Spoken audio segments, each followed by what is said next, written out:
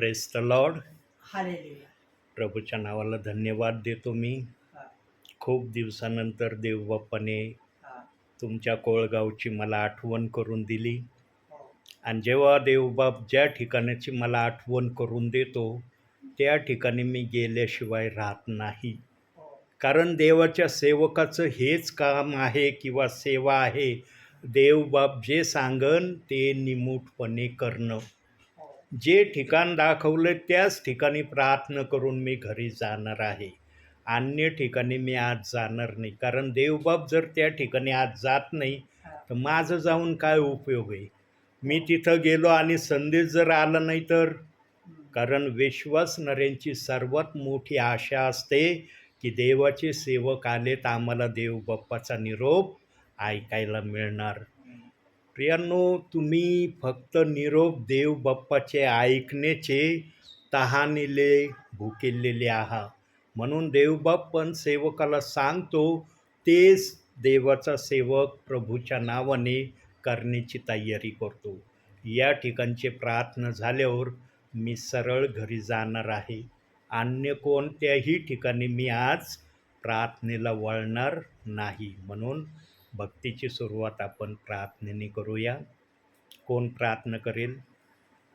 आमच्या ताई करतील आज प्रार्थना 2 शब्दाची.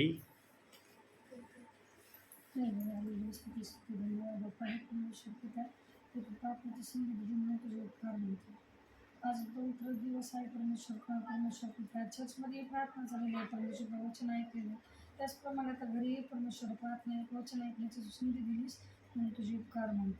हो परमेश्वर पित्या बाळासाहेबांचं येणं जाणं तू आशीर्वादित करतोस ना, तुझे उपकार मानते. तसं आमच्या परिवाराला तुझा आशीर्वाद आहे ना परमेश्वर. तुला असाच आशीर्वाद प्रफुल्लित राहू दे, विद्युत राहू दे परमेश्वर पित्या. लहानशे प्रभू परमेश्वर क्रिस्ताच्या गोड पित्र नक्की मोठा आहे. आमेन. प्रियांनो, हा समय कोणता समय आहे माहिती का? हा जो चाललाय समय हा कोणता समय माहिती तुम्हाला? विश्वासणाऱ्यांना हे माहीत असणं गरजेचं आहे की आम्ही सध्याच्या समयामध्ये कुठं आहोत.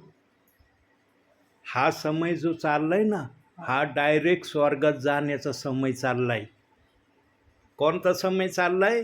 स्वर्गात जाण्याचा समय चाललाय.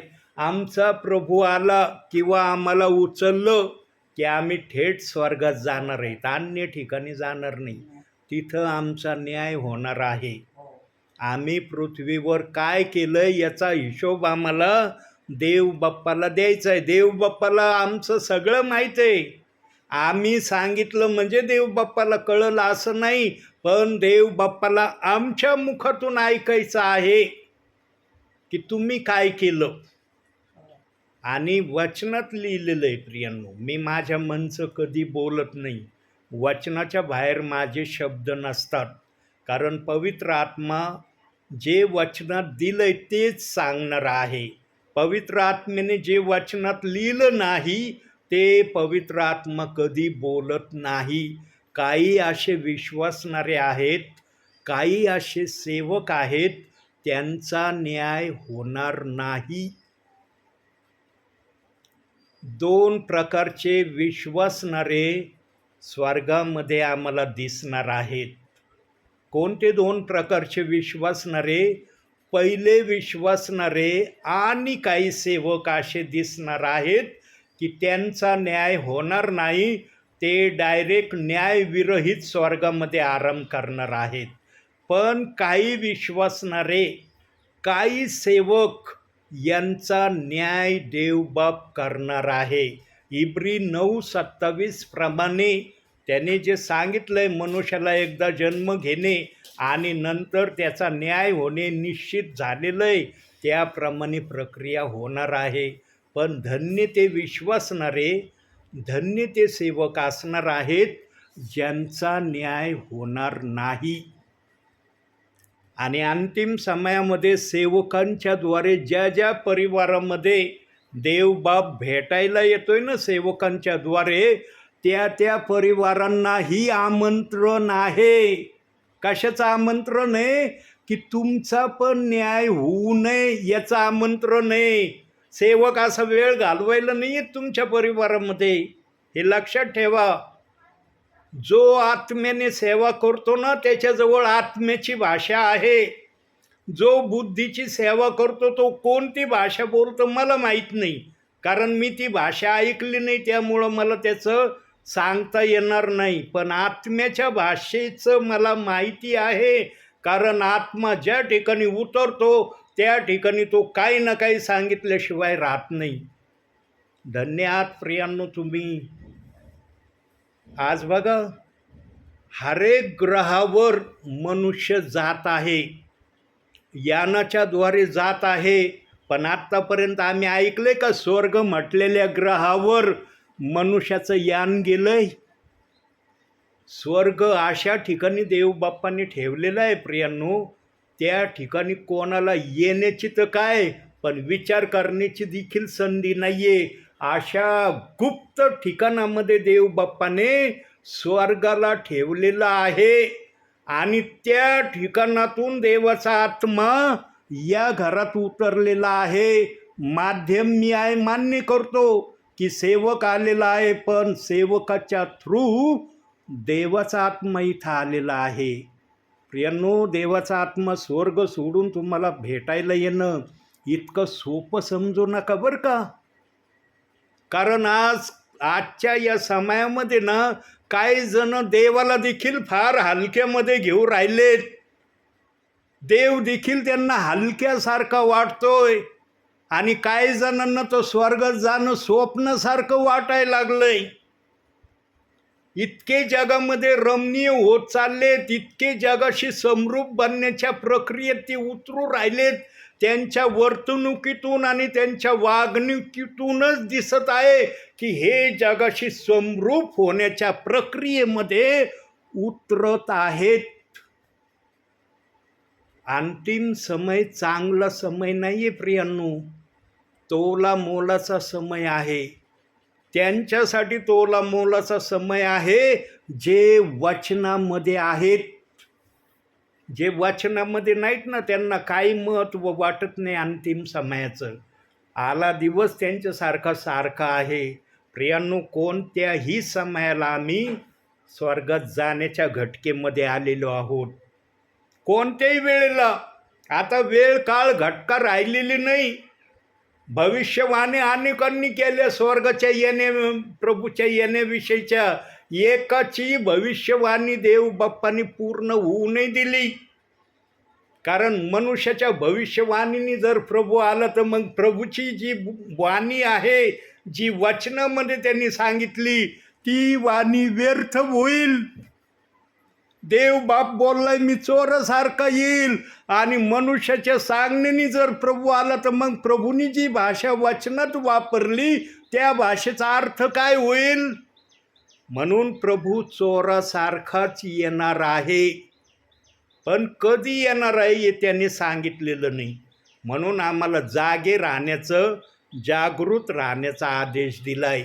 आणि विश्वासणारे परिवार जागृत जागे राहावे म्हणून सेवकाला देवबाप आत्म्याच्या प्रेरणेने आपल्यापर्यंत पाठवतोय. सेवक असा वेळ घालवायला येत नाही तुमच्याकडं. आणि सेवकाला जिथं देवबाप म्हणतो ना जा, तिथंच देवबाप्पाचा सेवक जातो, अन्य ठिकाणी तो जात नाही. अन्य ठिकाणी जर देवाचा सेवक गेला ना, मग देव म्हणतो तू माझ्या सांगण्याने नाही चाललं, तुझ्या मनाने चाललं ना, जा तुला काय करायचं कर. आणि तिथं जर देवाच्या सांगण्याने सेवक गेला नाही ना, सेवकाची तत म झाल्याशिवाय राहणार नाही. कारण जिथं देवाचा आत्मा आहे तेथे मोकळीकता आहे. जिथं देवाचा आत्मा नाही तिथं मोकळीकता नाही आहे प्रियांनो. म्हणून जो सेवक देवाच्या इच्छेने सेवा करतो तो सेवक देवाच्या आज्ञेप्रमाणेच सर्व काही गोष्टी करतो. या ठिकाणचा संदेश झाल्यावर, प्रार्थना झाल्यावर मी सरळ सरळ माझ्या घरी जाणार आहे. अन्य कोणत्याही ठिकाणी मी आज वळणार नाही. कारण देव बाप्पाने मला आज फक्त हे ठिकाण दाखवलंय आणि या ठिकाणाखेरीज मी अन्य ठिकाणी जाण्याची चूक करणार नाही. 2 वेळेस चुका केल्यात मी, 3री वेळेस मी अशी चूक करणार नाही. म्हणून काढूया एक वचन. बायबल घेतलंय, घेतलंय. हा. काढूया आपण मत्तेय शुभवर्तमान. अगदी थोडक्यात आपण आज वचन पाहणार आहोत. नवीन करारामध्ये, नवीन करार इकडं मत्तेय नाव येईल. हां बघा, मत्तेय आलं ना. 19वा अध्याय काढा.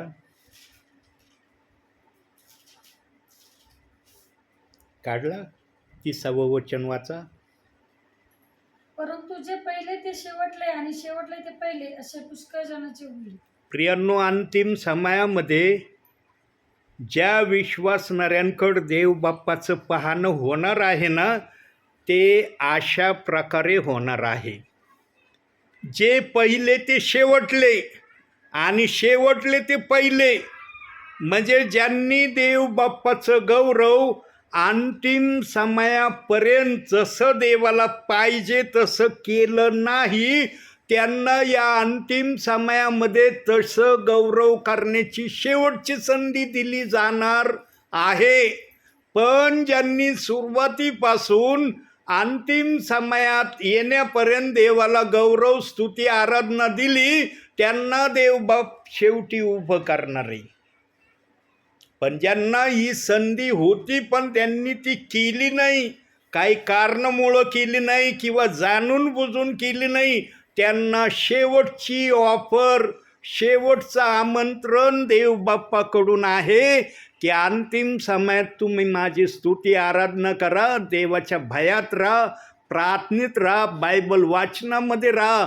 तुम्हाला पहिल्या जागेवर मी तुमचा सन्मान करील आणि जे पहिल्या स्थानावर येतील त्यांना मुकुट दिला जाणार आहे. शेवटचं पुस्तक काढा, प्रगटीकरणाचं शेवट पुस्तक काढा. 3रा अध्याय काढा. 11वं वचन वाचा. 3रा अध्याय 11वं वचन.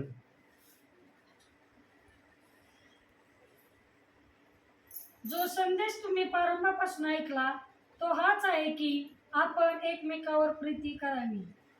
कोणतं पुस्तक काढे?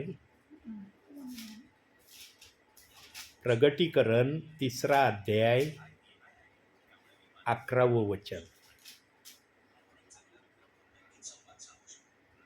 मी लवकर येतो, तुझा मुकुट कोणी घेऊ नये म्हणून जे तुझ्याजवळ आहे ते दृढ धरून राहा. मी लवकर येतो, जे तुझ्याजवळ आहे तू घेतलं नव्हतं पण आता घ्यायला सुरुवात केली, ते सांभाळून ठेव, म्हणजे तुला मुकुट जो आहे तो मी देईन. ज्याच्या नावावर जो मुकुट देव बाप्पाने लिहिलेला आहे ना, तो मुकुट त्याच्या नावावर कोटपर्यंत आहे प्रियांनो. कोटपर्यंत त्या मुकुटावर त्या विश्वासणाऱ्याचं किंवा सेवकाचं नाव लिहिलेलं आहे. काढूया आपण. आता मत्ते काढलं होतं ना, 24वा अध्याय काढा. 24वा अध्याय काढा आणि 13वं वचन वाचा.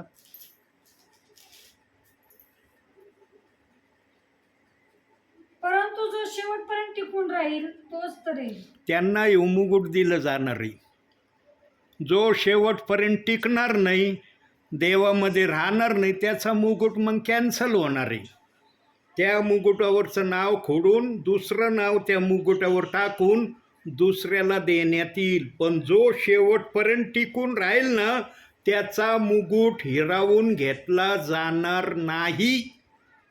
तो मुकुट त्यांनाच मिळणार ज्यांचं नाव त्या मुकुटावर लिहिलेलं आहे.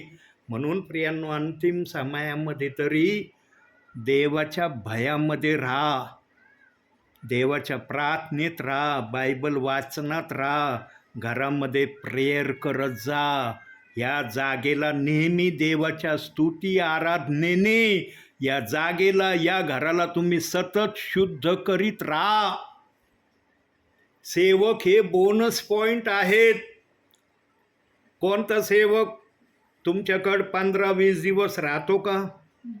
पाहिलं का असा सेवक आलाय तुमच्याकडून, तो म्हटला मला तुमच्या घरी 15-20 दिवस राहायचंय? सेवक हा फक्त देवाची सेवा केली की तो आपल्या घरी प्रस्थान करतो. म्हणून सेवक हे बोनस पॉईंट आहेत. पण तुम्ही या घरात राहताना तुम्हाला कधीही प्रार्थना करण्याची परवानगी आहे. कोणत्याही वेळेला तुम्ही प्रार्थनेला बसू शकता, कोणत्याही वेळेला तुम्ही बायबल वाचू शकता. तुम्हाला बंदी नाही आहे की याच वेळेला बायबल वाच आणि याच वेळेला प्रार्थना कर. अशी सक्ती देव बाप्पाने केलेली नाही. निरंतर प्रार्थना करण्याचा आदेश आमच्या देवबाप्पाने आम्हाला दिला आहे. पण आमच्याकडून होतंय का असं? निरंतर प्रार्थना होती का आमच्याकडून? अंतिम समयामध्ये जास्तीत जास्त वेळ जो तुम्हाला मोकळा मिळेल ना, त्या वेळेला देवाच्या सान्निध्यामध्ये येण्याचा जास्तीत जास्त प्रयत्न करा. जगाच्या गोष्टीमध्ये आम्ही खूप रममान झालोत किंवा जगाच्या गोष्टी आम्ही खूप केल्या. अंतिम समयामध्ये देवाच्या गोष्टी करण्याकडं जास्तीत जास्त लक्ष द्या. आणि ही प्रक्रिया व्हावी म्हणून सेवकाच्याद्वारे प्रभू तुमची भेट घ्यायला येतोय. सेवक वेळ घालवायला येत नाही. काय विश्वासणाऱ्यांना, काय परिवारांना काय वाटतं माहिती का? अहो हे सेवक आहे, यांना काय काम आहे? यांना नुसतं घरोघरी जाऊन देवाचं वचन सांगण्याशिवाय आहे काय काम? विचार बरं. सेवकाला पण पुष्कळ कामं असतात, पण सेवक आहे ना देवाच्या कामाला सर्वप्रथम स्थान देतो. आपल्या कामाला तो बाजूला ठेवतो, देवाच्या कामाला प्राधान्य देतो. आज मला वाटत नव्हतं की मी सेवेला येईल, कारण शनिवारच्या वारी या ठिकाणी येण्याचं मी ठरवलेलं आहे. काल देवबाप्पाने दाखवलं नाही, मी आलो नाही. पण आज माझ्या ध्यानामनात नव्हतं. देवबाप अचानक मला म्हणला तुला कोळगावला जायचं आहे. अर्ध्या तासात मी तयारी केली प्रियांनो. मी देवबाप्पाला नाही म्हणलं, देवबाप्पा शनिवारचा वार असतो कोळगावचा, काल का नाही म्हटला तू? आज म्हणून राहिला तू, काल का नाही म्हटला? देवाला सवाल जवाब करणारा सेवक आवडत नाही. देव मनाचा मालक आहे. त्याला जेव्हा वाटेल तेव्हा तो आपलं कार्य करायला समर्थ आहे आणि तो त्यांना सेवा करण्याची जिम्मेदारी देतो जे ऐकणारे आहेत. देवबाप उठून सुटून कोणाला काही सांगत फिरत नाही. देव त्यांनाच सांगतो जे ऐकणारे आहेत, करणारे आहेत आणि देवाची इच्छा पूर्ण करणारे आहेत. प्रियांनो, जो आत्म्याच्या प्रेरणेने सेवा करतो ना, तो नेहमी देवाला उंच करण्याचाच हेतू आणि उद्देश त्याच्या मनात, त्याच्या ध्यानात आणि त्याच्या आत्म्यात असतो. तो गौरवण्याची प्रक्रिया फक्त देव बाप्पालाच करतो. स्वतः गौरव घेण्याच्या प्रक्रियेमध्ये तो कधीच राहत नाही.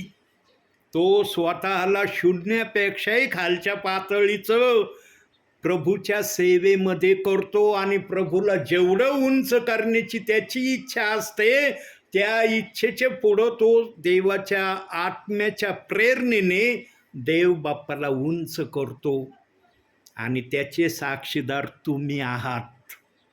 बसलात ना प्रार्थनेला? बसलात का नाही? तुम्हाला म्हणता येईल का आम्ही नाही बसलो प्रार्थनेला? तुम्ही साक्षीदार आहात की तुमच्या थ्रू देवबाप या परिवारात उंच होत आहे. म्हणून प्रियांनो, स्वर्गातून देवाचा आत्मा या घरात येणं इतकं सोपं समजू नका. काही जण फार सोपं समजू राहिलेत. काय नाही, देवाला काय हाक मारले की देव लगेच येतो. देव आमचा गुलाम नाही आहे यायला. त्याची इच्छा असली तर तो येतो. हे लक्षात ठेवा. प्रभू आमचा गुलाम नाही, आम्ही प्रभूचे गुलाम आहोत. तो आम्हाला जे सांगन ते आम्ही गपचूप ऐकणं हे आमचं आद्य कर्तव्य आहे. स्वर्गात जर जायचं आहे ना, तर प्रभूच्या इच्छेने जाणं होणार आहे. तुमच्या इच्छेने स्वर्गात जाणं कदापि होणार नाही. हे लक्षात ठेवा. स्वर्गात जर जायचं आहे ना, तर प्रभूच्या इच्छेने तुम्ही गेले पाहिजे. प्रभूची इच्छा असली तर स्वर्ग तुम्हाला पाहायला मिळणार आहे.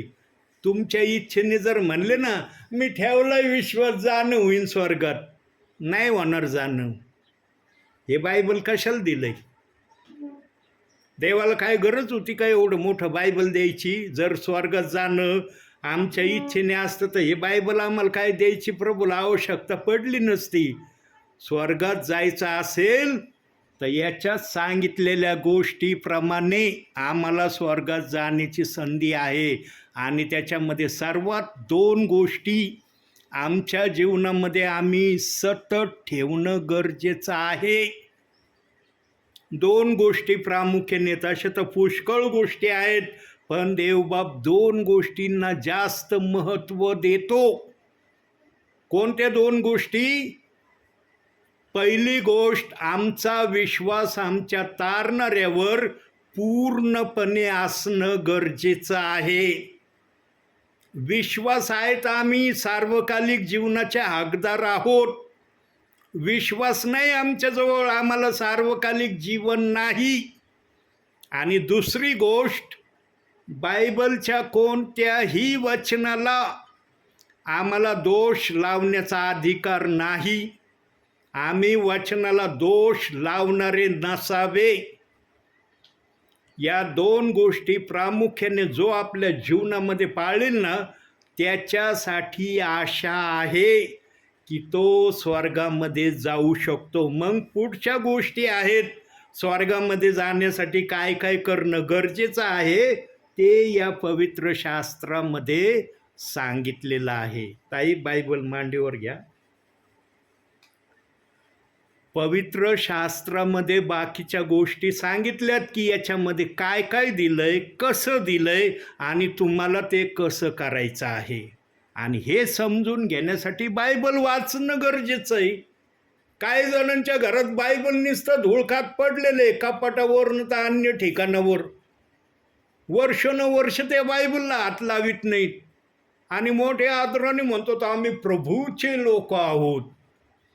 प्रभूचे लोक बायबल वाचणारे असतात. प्रभूचे लोक ना बायबलला एका ठिकाणी कायमस्वरूपी ठेवणारे नसतात. बायबल रोज वाचा, एक वचन वाचा, एक वचन वाचलं ना, देव म्हणन हे माझ्या संपर्कात आहे. एक वचनाच्या माध्यमातून देव तुम्हाला हे सांगत आहे, हे माझे विश्वासणारे आहे. पण जर एक वचन तुम्ही वाचत नाही, कोणते विश्वासणारे आहात तुम्ही? तुम्हाला 24 तासामध्ये देवाचं एक वचन वाचण्याचं जर वेळ मिळत नाही किंवा तुम्ही एक वचन वाचण्याची तयारी देव बाप्पाला दाखवित नाही, तर विचार करा तुम्ही कोणते ख्रिस्ती लोक आहात. तुम्हाला म्हणण्याचा अधिकार आहे का मी स्वर्गात जाईन? भ्रमाचं ख्रिस्ती जीवन जगू नका. विश्वासाचं ख्रिस्ती जीवन जगा. विश्वासाचं ख्रिस्ती जीवन जर जगले ना, स्वर्गात जाणं निश्चित आहे. भ्रमाचं जर ख्रिस्ती जीवन जगण्याचा प्रयत्न केला ना, न्यायासाठी उभं राहावं लागणार आहे. आणि न्यायाधीश ज्या वेळेला तुमचा हिशोब घेईन ना, सगळ्या गोष्टी त्याला माहीत आहेत. तुम्ही सांगितल्यावर त्याला कळन असं नाही, त्याला सगळं माहीत आहे तुम्ही काय केलंय पृथ्वीवर. फक्त तो तुमच्या तोंडून ऐकण्याची इच्छा दाखवतो की माझ्या दरबारात हे खरं बोलतात का. आणि जरासं खोटं जर बोलण्याचा तिथं प्रयत्न केला ना, की पिक्चर ओपन होणार आहे. बघ पृथ्वीवरचा पिक्चर, जे तू बोलत आहे ना, हे केलं का तू पृथ्वीवर बघ. म्हणून स्वर्गामध्ये खोटं बोलण्याची संधी नाही. इथं कसे करढकल केली जाती, पळवाट काढली जाती. सेवकाला जर आज आपल्या घरात नाही ना प्रार्थना करू द्यायची, काही कारण सांगितले जात, अहो आम्ही लय बिझी इथं, आज देवाची सेवा नाही होऊ शकत. ध्यानात ठेवा, देवाच्या सेवेपेक्षा कोणतीच सेवा मोठी नाही या जगामध्ये. जो म्हणतो ना माझ्याजवळ देवासाठी वेळ नाही, देव लिहून ठेवतो, अरे असं बोललास ना तू, ये वरती विचार न करेन तू किती बिझी होता. ध्यानात ठेवा, देवाच्या सेवेसाठी कधी बिझी हा शब्द वापरू नका. वेळात वेळ काढा. धन्य तो परिवार आहे डॅनियल ब्रदरांचा. वेळात वेळ काढा प्रियांनो. त्यांनी इतकं सिरियस मॅटर त्यांच्यावर आलेलं आहे, पण त्यांनी देवाचा सन्मान केला. याला म्हणतात विश्वासणारे, देवाचा आदर करणारे. न तर मला म्हणू शकत होते ब्रदर अशी अशी परिस्थिती आमची, आज प्रार्थना नाही होऊ शकत. हा, असं नाही म्हणले ते. हा. जे देवाच्या भयात राहतात ना ते देवाचा सन्मान करतात. देवाचं भय ना सन्मानामध्ये दिसतं. देवाचं भय पण असं फुकट नाही आहे. स्वर्गामध्ये ना लय तोलून मापून घेतलं जाणार आहे. असं उठून सुटून कोणाला स्वर्गामध्ये नाही जाता येणार. किरकोळ गोष्टीला एवढं तोलून मापून जर घेतलं जाणार आहे तर जे वचनाला दोष लावतात त्यांच्यासाठी काय प्रक्रिया असन. जे देवाच्या पवित्र आत्म्याच्या वचनाला दोष लावतात, वचनाच्या विरोधात बोलतात, वचनाच्या विरोधात नको ते शब्द सांगण्यासाठी बोलण्यासाठी घाबरत नाही, त्यांचा न्याय कसा होईल. काय जण तू म्हणतात आम्हाला ते वचनाविषयी काय वाटत नाही, आम्हाला काय ते वचनाचा इंटरेस्टच राहिला नाही. तुम्हाला नाही राहिलं, देवाला राहिलं आहे. कारण देवाने ते लिहिलं आहे म्हणून देवाने त्या वचनात आपला इंटरेस्ट ठेवलेला आहे. तुमच्या इंटरेस्टाला देवबाप बघत नाही. तुमचा इंटरेस्टवर देवबाप विचारील तुला का पृथ्वीवर त्या वचनाचा इंटरेस्ट नव्हता. माझ्या आत्म्याने लिहिलं होतं का तू लिहिलं होतं ते वचन म्हणून तुला इंटरेस्ट नाही राहिला त्या वचनाचा. जागेवर येणं महत्त्वाचं आहे. अंतिम समयामध्ये तरी जागेवर या. ज्यांनी गलत अफवा वचनाची आणली ना जगामध्ये, हे वचन आपल्यासाठी नाही, हे वचन नाही पाळलं तरी आम्ही स्वर्गात जाऊ, हे चुकीचे शब्द आहेत. एक वचन काढूया. कोणतं पुस्तक काढाय ताई? मत्ते 5वा अध्याय काढा.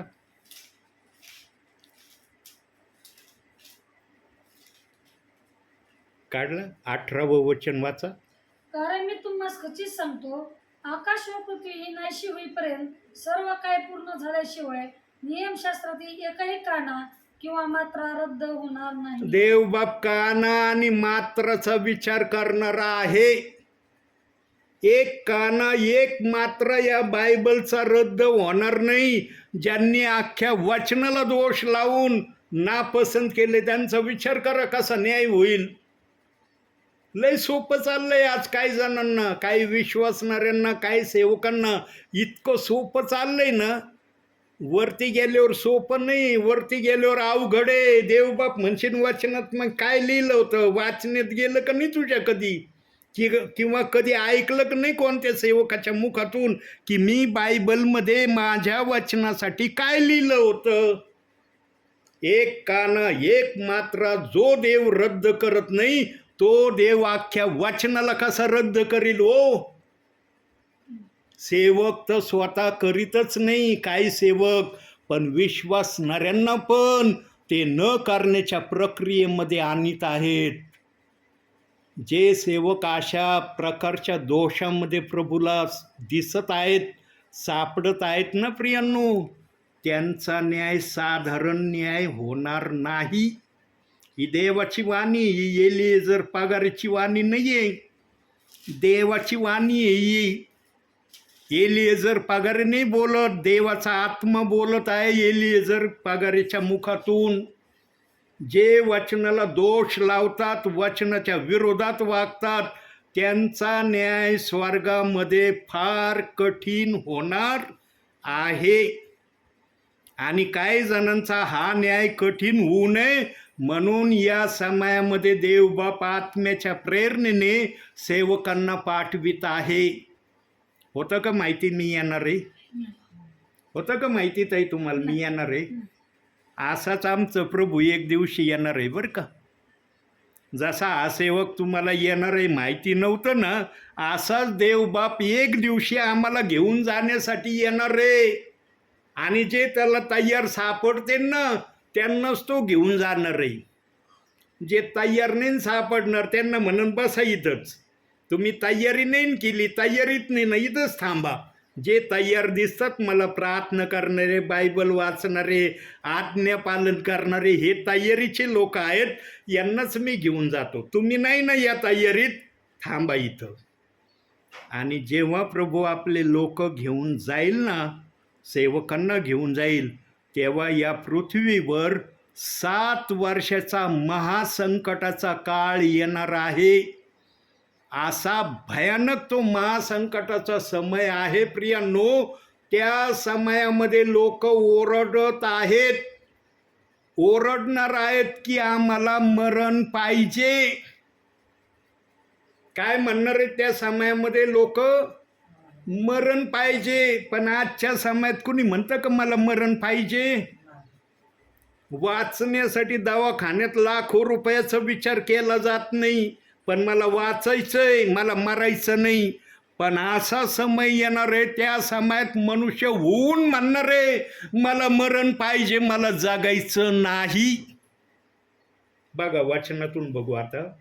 प्रगटीकरण काढा, शेवटचं पुस्तक जे काढलं होतं, काढलं 9वा अध्याय काढा, 6वं वचन वाचा. त्या दिवसात माणसे मरणाची संधी शोधतील तरी ती त्यांना येणार नाही.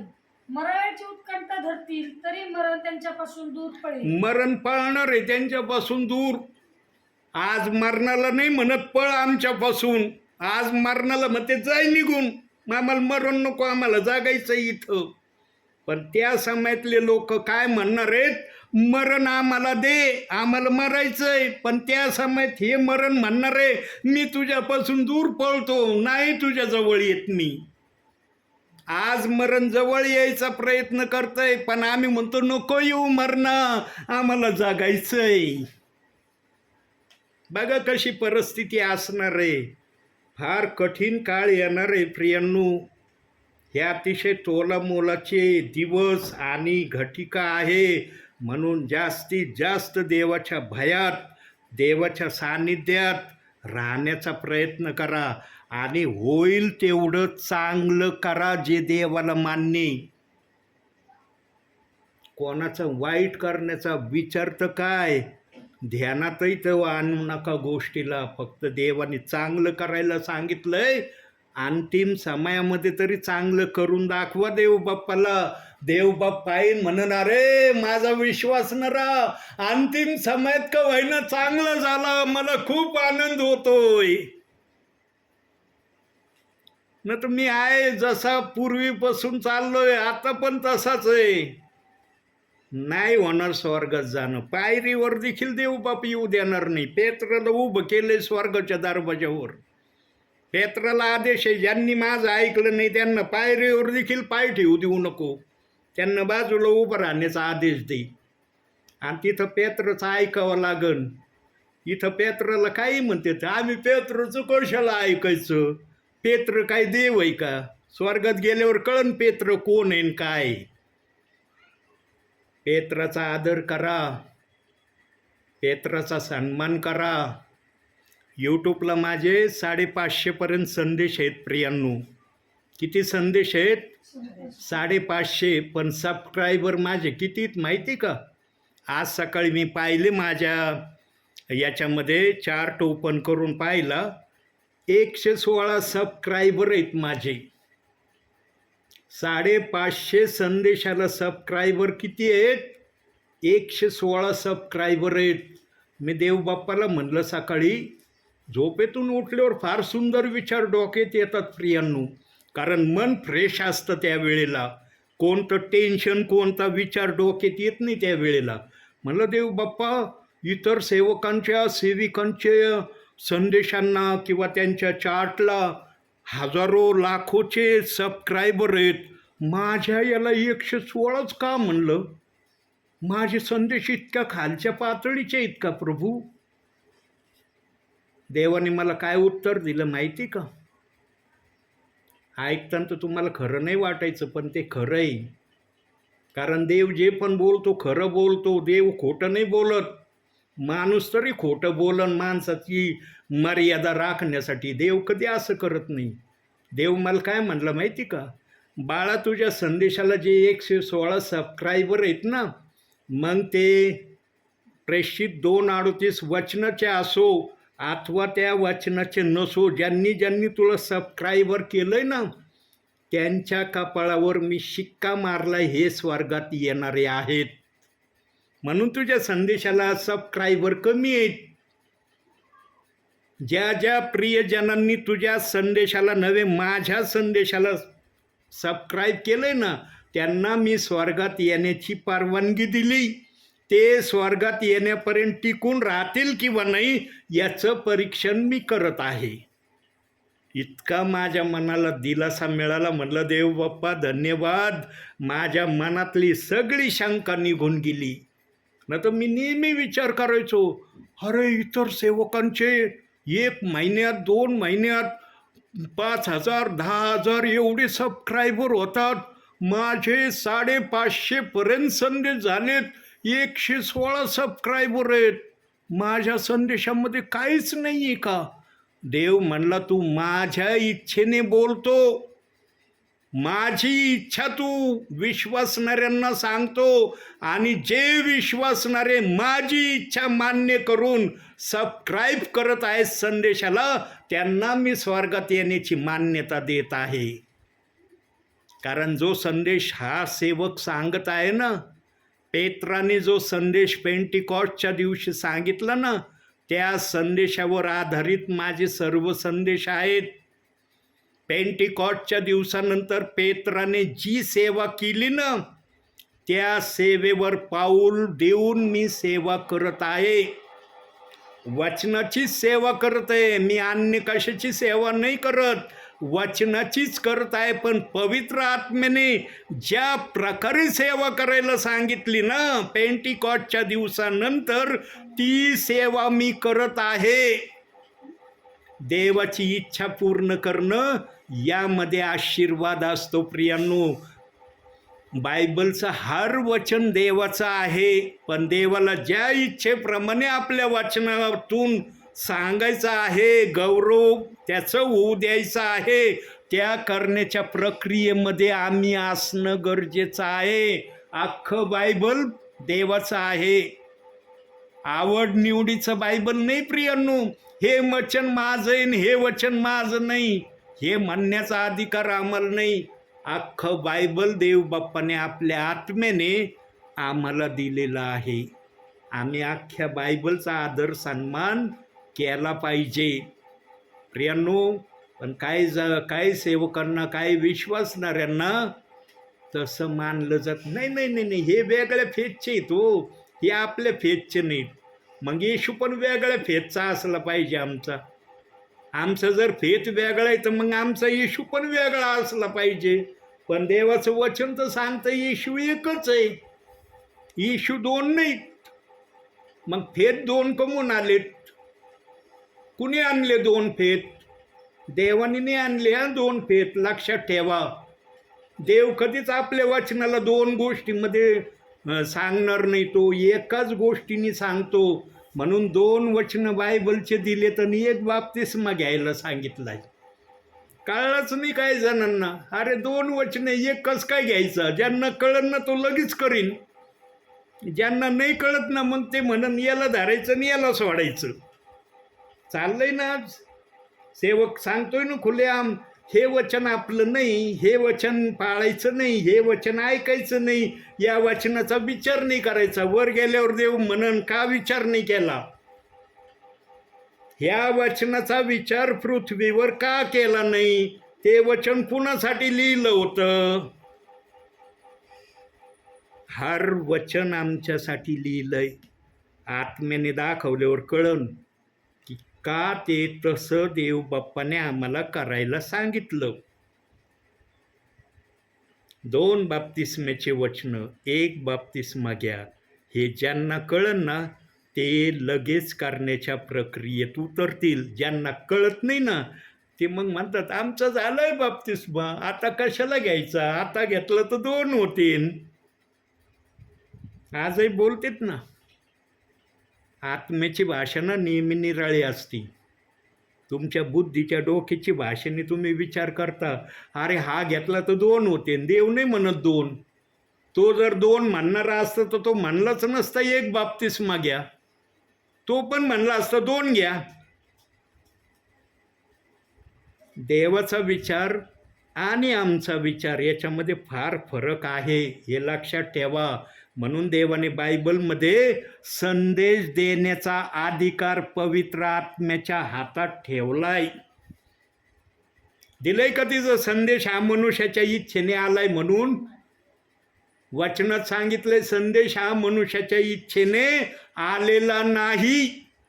पवित्र आत्म्यातून प्रेरित झालेल्या व्यक्तीने तो संदेश आम्हाला पवित्र आत्म्यातून कळवला आहे.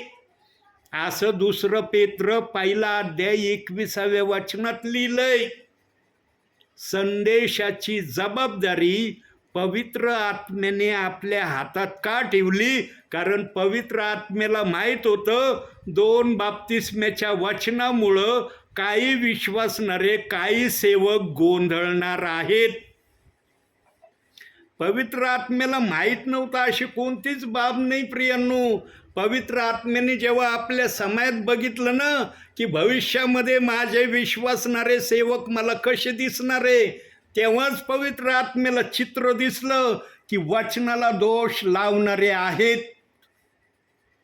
आणि मग ज्यांनी वचनाला दोष लावण्याची प्रक्रिया जगामध्ये आणली ना, तो गोल्डन व्यक्ती आहे प्रभूच्या नजरेत की तू माझ्या वचनाला दोष लावणार आहे.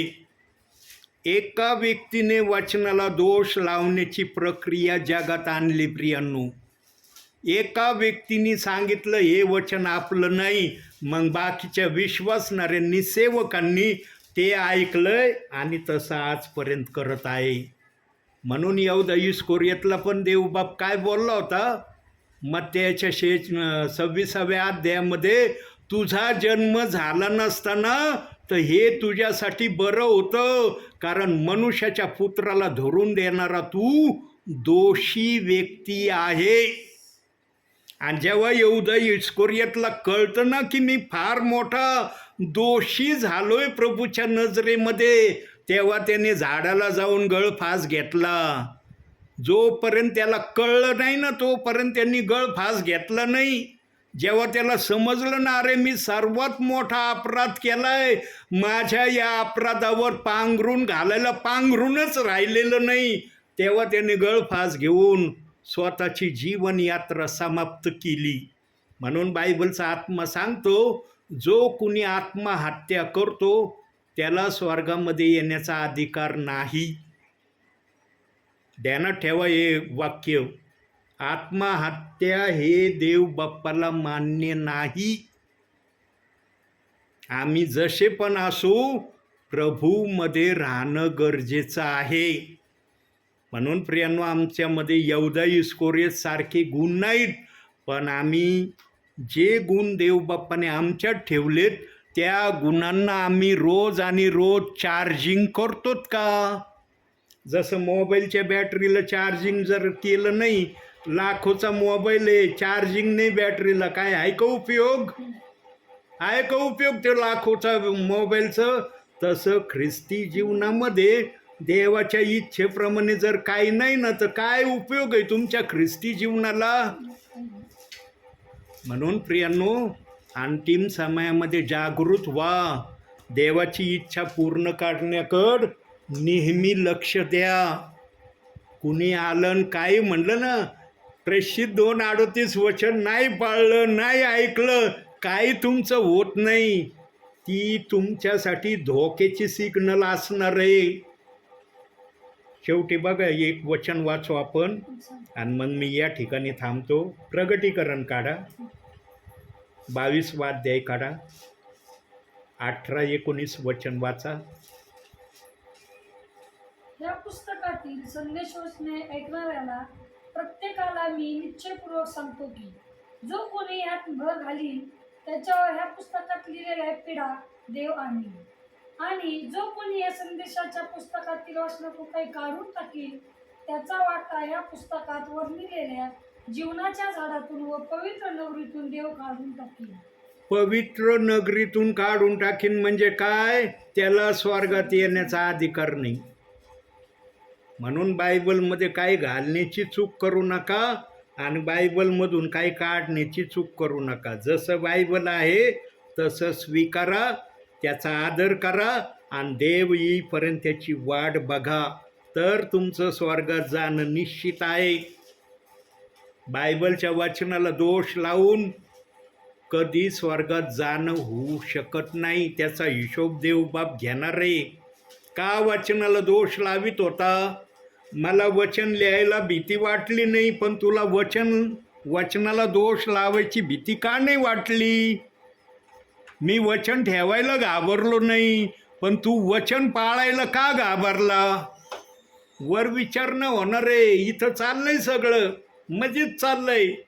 आम्ही स्वर्गात जाणार आहे. वरती गेल्यावर कळण स्वर्गात जाणं होणार आहे का काय होणार आहे. पेत्र असंच उभं नाही स्वर्गाच्या दरवाज्यावर. पेत्राला उभं केलंय स्वर्गाच्या दरवाज्यावर. मत्ते 16 अध्याय 18-19 वचनात सांगितलंय स्वर्गाचा सर्व अधिकार पेत्राला दिलाय. थोडक्यात दुसऱ्या भाषेत जर सांगायचं झालं ना, स्वर्गाचा मालिक पेत्र आहे. दुसऱ्या भाषेत जर सांगायचं झालं तर येशूला कोणता अधिकार आहे? प्रगटीकरण 1:18 वचनाप्रमाणे आधो लोकाचा, जे लोक आहेत ना त्यांचा हिशोब घेण्याचं काम येशू ख्रिस्त करणार आहे. प्रगटीकरण 1:18 वचन वाचा, तुम्हाला कळन येशू ख्रिस्ताला कोणता अधिकार आहे. प्रियांनो, ज्यांना वचन माहीत आहे ना आणि जो आत्म्याने सेवा करतो ना, तोच ही भाषा बोलू शकतो. काढलं का ताई ते वचन? 1:18. हां, वाचा 18वं वचन. मी वेलो होतो तरी पहा मी युगानुयुग जिवंत आहे आणि मरणाच्या वादलोकाच्या किल्ल्यात माझ्याजवळ आहे. कोणती चावी? येशू ख्रिस्ताजवळ मरणाची ना अधोलोकाची. पेत्राजवळ मरणाची ना अधोलोकाची चावी नाही. पेत्राजवळ स्वर्गाच्या सर्व संरक्षणाची चावी. म्हणून स्वर्गाच्या राज्यावर किंवा स्वर्गावर पेत्राचा अधिकार आहे. म्हणून पेत्राला त्या वचनात असा अधिकार दिलाय, जे काही तू पृथ्वीवर बांधशील ते स्वर्गात बांधलं जाईल आणि जे काही स्वर्गात तू बांधशील ते पृथ्वीवर बांधलं जाईल. एवढा मोठा अधिकार देऊन देव बाप्पाने सन्मान केलाय पेत्राचा. तुम्ही आम्ही सन्मान नाही ना केला पेत्राला, काय फरक नाही पडत. देवाने सन्मान केलाय त्याचा. आणि जो कोणी पेत्राचा सन्मान करीन ना, पेत्र त्याचा सन्मान करीन. कारण त्याने देवाच्या आदेशाचा सन्मान केला आणि पेत्राच्या आदेशाचा आम्ही जर सन्मान केला तर पेत्र पण आमचा आदर करीन. अरे ऐकलं माझं? जा आतमध्ये. वरती आतमध्ये गेल्यावर येशू ख्रिस्ताची तुमची भेट होणार आहे. साधं नाही प्रियांनो. ये पवित्र आत्मा जेव्हा बोलतो ना, तेव्हा पवित्र आत्मा फोडून सांगतो सगळं. आमची बुद्धीने सांगू शकत असं. पवित्र आत्मा कोणती गोष्ट करू शकत नाही. पवित्र आत्मा सर्व काही करू शकतो, पण त्याची इच्छा असली तर करू शकतो. तो काय आमच्या इच्छेने करत नाही, तो आपल्या इच्छेने करतो. पेत्राचा आदर म्हणजे स्वर्गात जाण्याची मान्यतेचा आदर आहे. हे ध्यानात ठेवा. म्हणून पेत्राचा आत्तापर्यंत जर अपमान केला असेल, पेत्राला कोणती जागा जीवनामध्ये दिली नसेल, पेत्राची किंमत तुमच्या जीवनामध्ये काय राहिली नसेल, आजपासून पेत्राला आदराच्या स्थानावर आणा. कारण देव बाप्पाने पेत्राचा आदर केलाय. देवाने जर पेत्राचा आदर केलाय तर आम्हाला पण देवाच्या आदेशाप्रमाणे पेत्राचा आदर करणं गरजेचं आहे. अंतिम समयामध्ये शेवटचा निरोप देव बाप्पाचा आत्मा जे जे प्रियजन पेत्राच्या विरोधात आहेत त्यांना पेत्राचा आदर करण्याच्या प्रक्रियेमध्ये आणण्याचा निरोप देत आहे. जे ऐकतील त्यांचं कल्याण होईल. जे नाही ऐकणार, प्रभू म्हणशील थांबा न्यायासाठी. पृथ्वीवर सेवक सांगत होता तरी तुम्ही ऐकलं नाही ना, थांबा इथं, आता मी विचारणा करीन. मग तो देव आहे, काय विचारीन मला थोडी सांगून तो सांगणार आहे. देव विचारीन त्यांना पेत्राबद्दल काय विचारायचं आहे ते. आम्हाला जेवढं करायला सांगितलं आहे ना, आम्ही तेवढं करणं गरजेचं आहे. पेत्र जर आदराचं पात्र देवाच्या नजरेत आहे ना, तर पेत्राला आम्ही पण आमच्या नजरेमध्ये आदराचं पात्र बनवणं गरजेचं आहे. जर आम्ही अशी प्रक्रिया करत नाही तर आम्ही सरळ सरळ पेत्राच्या सर्व गोष्टीचा अपमान करत आहोत. आणि पेत्राचा अपमान केल्यावर तो म्हणन का जा आतमध्ये स्वर्गामध्ये? तो बाजूला थांबेल मग बाजूला थांबा. नाही ना ऐकलं पृथ्वीवर माझं, बाजूला थांबा. येशू येईन आतून, तुम्हाला विचारीन काय विचारायचं ते. देव मला म्हणलं नाही याला आत सोड, मी लगेच सोडीन. तिथं तुमच्या जाणीने स्वर्गात जाणं नाही होणार. देव बाप पेत्राला जो आदेश देईन त्या आदेशाने आत जाणं होणार आहे. उठून सुटून कुणी स्वर्गात नाही जाणार. काय जणांना वाटतं बस प्रभू आलं चाललो मी स्वर्गात, मी काही पृथ्वीवर केलं असलं तरी मी स्वर्गात जाईन. कसं जाशीन? देवाने कान मात्राचा विचार केलाय. तू तर देवाच्या हर गोष्टीच्या विरोधात चाललं तरी म्हणतो मी स्वर्गात जाईन. कसं जाणं होईन तुझं?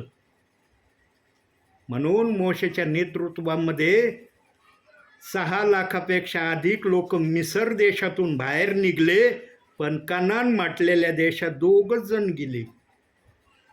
कुठं गेले बाकीचे? 6 लाख लोकांपेक्षा अधिक लोक जे निघाले, बाकीचे कुठं गेले? ऐकलं नाही देवाचं म्हणून कनान देशात जाणं नाही झालं. ऐकलं असतं तर गेले असते कनान देशामध्ये. कालेब आणि यहोशुवा या 2च देवाच्या दासांनी प्रभूची हर आज्ञा ऐकली आणि त्याप्रमाणे केलं, म्हणून त्यांना कनान देशात जाता आलं. या समयात पण असंच आहे. या समयात आम्ही पेत्राने पेंटिकॉस्टच्या दिवशी जो निरोप सांगितलाय ना, त्या निरोपाचा आम्ही आदर केला पाहिजे. तो निरोप देवाचा आहे, पेत्राचा निरोप नाही आहे तो. काही जण सरळ म्हणतात पेत्रोचं आम्ही कशाला ऐकायचं, आम्हाला पेत्रोचं नाही ऐकायचं, आम्हाला येशूचं ऐकायचं. मग पेत्राने कुणाचा निरोप सांगितलाय? पेत्राने स्वतःचा निरोप सांगितलाय काय? समजा ना, पवित्र आत्मा बोलत नाही म्हणून समजत नाही. पवित्र आत्मा बोलन तर समजन की पेत्र कोणाची भाषा बोलला आणि का बोलला. म्हणून पेत्राचा आदर करण्याची प्रक्रिया करा प्रियांनो. स्वर्ग सोडून प्रभू जर या घरात या जागेत आलाय ना, तर प्रभू आपली इच्छा पूर्ण करण्याच्या आशेने आलाय. तुम्ही ती इच्छा पूर्ण करताल किंवा नाही ते तुमच्यावर आहे. इच्छा पूर्ण केली तर देवबाप तुम्हाला आशीर्वाद देईन, तुमचं जाणं स्वर्गात होईल. जर देवाची आशा पूर्ण नाही केली तर देव हिशोब विचारीन. माझा सेवक येऊन वचन सांगत होता आत्म्याच्या प्रेरणेने, तरी तू ऐकलं नाही. का नाही ऐकलं?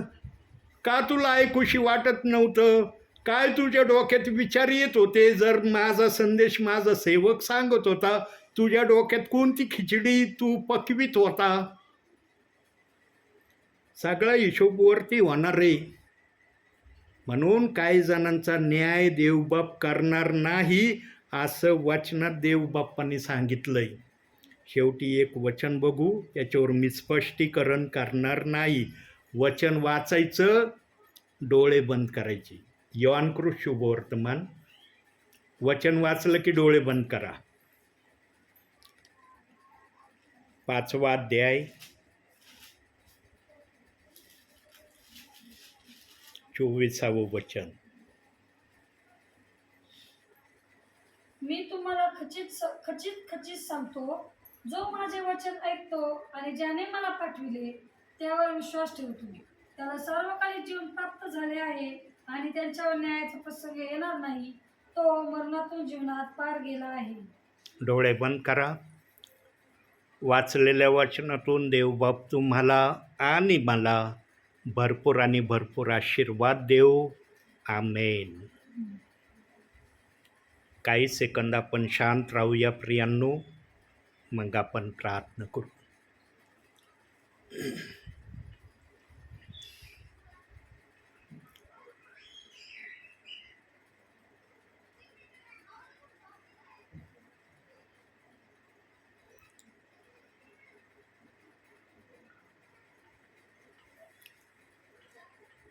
धन्यवाद के साथ स्तुति गाऊंगा, हे यीशु मेरे खुदा.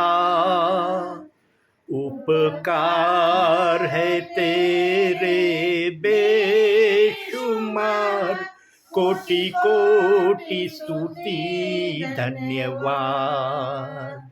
धन्यवाद के साथ स्तुति गाऊंगा, हे यीशु मेरे खुदा।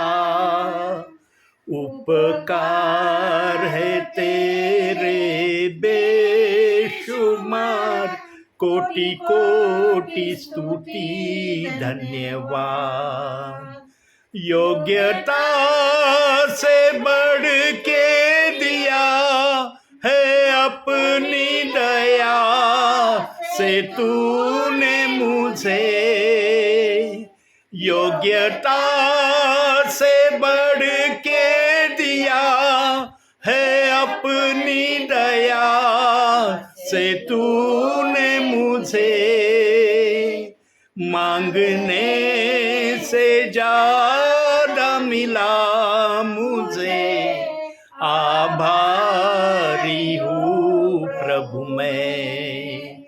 मांगने से ज्यादा मिला मुझे, आभारी हूँ प्रभु मैं। धन्यवाद के साथ स्तुति गाऊंगा, हे यीशु मेरे खुदा। उपकार है तेरे बेशुमार, कोटि कोटि स्तुति धन्यवाद। चरण गा। तू है सच्चा जिंदा खुदा, हे तुझ पर ही भरोसा मेरा। तू है सच्चा जिंदा खुदा, हे तुझ पर ही भरोसा मेरा।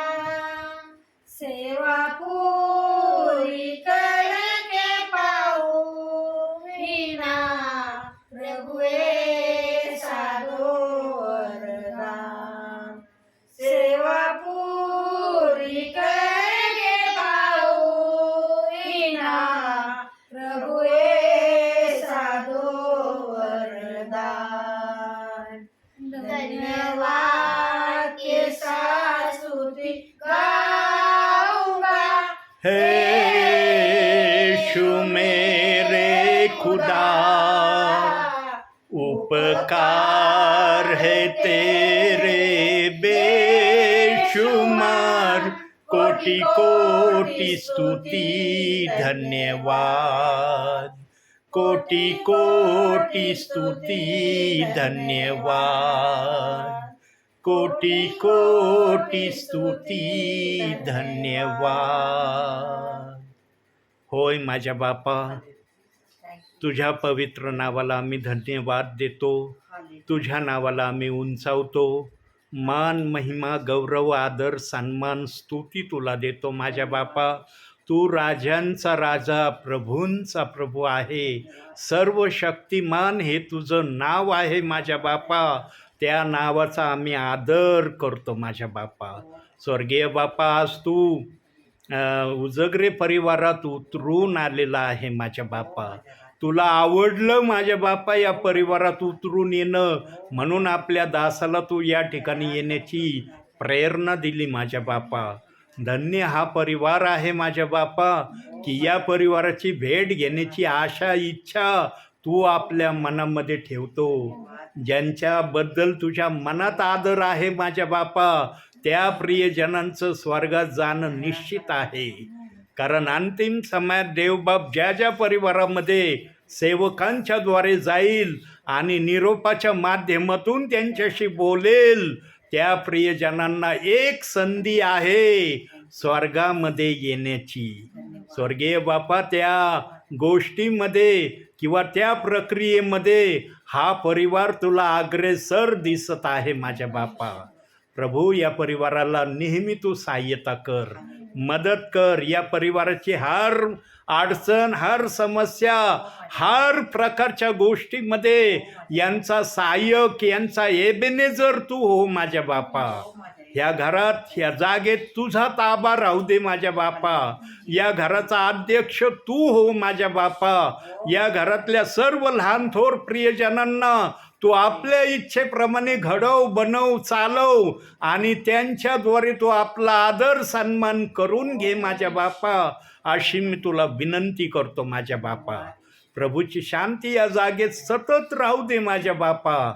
या घरातल्या तेला, मिठा, पिठाला आणि सर्व वस्तूंना तू सदैव आशीर्वादित कर माझ्या बापा. या घराच्या सभोवती तुझे दूत यांच्या रक्षणासाठी सदैव तू उभे कर माझ्या बापा. या परिवारातले सर्व लहान थोर प्रियजन तुझ्या कृपेच्या हातात देतो माझ्या बापा. सर्वांचं रक्षण, संरक्षण कर आणि सर्वांच्याद्वारे तू आणि तू सदैव उंचावला जा अशी मी तुला प्रार्थना करतो. मी माझ्यासाठी काहीच मागितलं नाही माझ्या बापा, कारण मी माझ्यासाठी मागण्यासाठी या ठिकाणी आलोच नाही माझ्या बापा. मी इतरांच्या मध्यस्थीसाठी, इतरांच्या विनंतीसाठी तुझ्या नावाने या ठिकाणी आलेलो आहे. म्हणून ज्या गोष्टी मी तुझ्यासमोर आत्म्याने आणि खरेपणाने शब्दाच्या द्वारे प्रगट केल्यात माझ्या बापा, त्या शब्दाप्रमाणे या परिवारात सर्व काही तू कर अशी मी तुला प्रार्थना करतो. आपल्या दासाला बोलण्यासाठी सहाय्यता केली, शब्द पुरवले, यासाठी धन्यवाद. मान, सन्मान, गौरव सर्व माझ्या बापा मी तुला देतो. धन्य तारणारा प्रभू येशू ख्रिस्त याच्या प्रिय आणि गोड नावानं मागतो म्हणून तो ऐक माझ्या बापा. आमेन. हे आमच्या स्वर्गातील बापा, तुमचे नाव पवित्र मानले जाऊ, तुमचे राज्य येऊ, जसे स्वर्गात तसेच पृथ्वीवर. तुमच्या इच्छेप्रमाणे हो. आमची रोजची भाकर आज आम्हास द्या, जसे आमच्या गुन्ह्यांना सोडले आहे तसेच तुम्ही आमच्या गुन्ह्यांना सोडा. तर आम्हास परीक्षेत आणू नका, तर आम्हास वाटापासून सोडवा, कारण की राज्य, सामर्थ्य आणि गौरव ही सर्व काळ तुमचीच आहे. आमेन. प्रभू येशू रक्त की जय. प्रभू येशू रक्त की जय. प्रभू येशू रक्ताचा जय जयकार असो. आमेन. आमेन. धन्य येशू नाम, धन्य येशू नाम, धन्य येशू नाम सर्व काळ. धन्य येशू नाम, धन्य येशू नाम, धन्य येशू नाम सर्व काळ. आमेन.